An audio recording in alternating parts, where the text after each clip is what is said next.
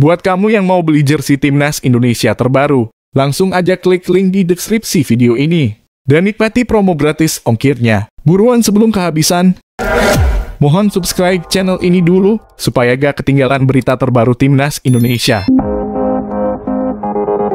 Kisah Andri Syahputra, pemain yang sombong, ogah bela Timnas Indonesia untuk main di Qatar, kini bernasib menyedihkan dan mengenaskan. Begini faktanya. Kisah Andri Syahputra, pemain yang ogah bela Timnas Indonesia untuk main di Qatar, pasalnya punya nasib yang miris. Ia justru redup dan tidak sekalipun membela Timnas Qatar senior. Kisah ini bermula pada 2017 saat Andri Syahputra mendapat panggilan dari Indra Syafri untuk memperkuat Timnas Indonesia U19. Namun pada saat itu dirinya menolak dengan dalih ingin fokus pada pendidikan.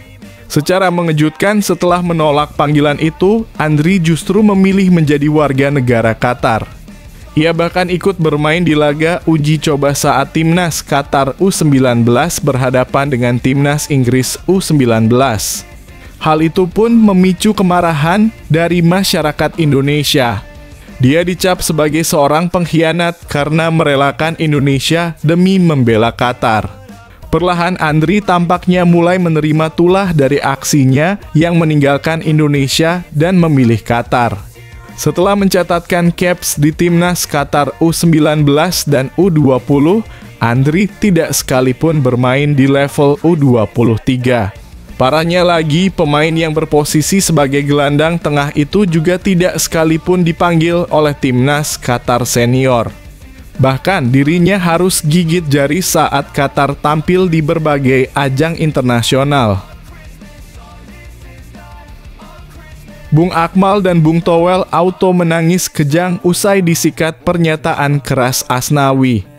Bintang tim nasional Indonesia Asnawi Mangkuala membeberkan targetnya bersama skuad Garuda di Piala Asia 2023 nanti. Timnas Indonesia berhasil lolos kualifikasi Piala Asia setelah finish sebagai runner-up grup A, dan Asnawi mengungkapkan kalau dia ingin membawa skuad Garuda melaju ke fase gugur. Pemain Jeonnam Dragons tersebut juga membandingkan Piala Asia dan Piala AFF. Menurutnya, Piala Asia akan lebih membuat Indonesia dikenal supaya para pemain bisa dilirik tidak hanya tim-tim di negara ASEAN saja, tapi juga se-Asia.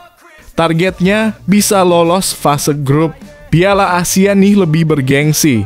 Jadi di Piala Asia ini kita bisa lebih dikenal klub-klub luar. Kalau Piala AFF kan ASEAN saja, Korea nggak nonton, ucap Asnawi di saluran YouTube Sport 77.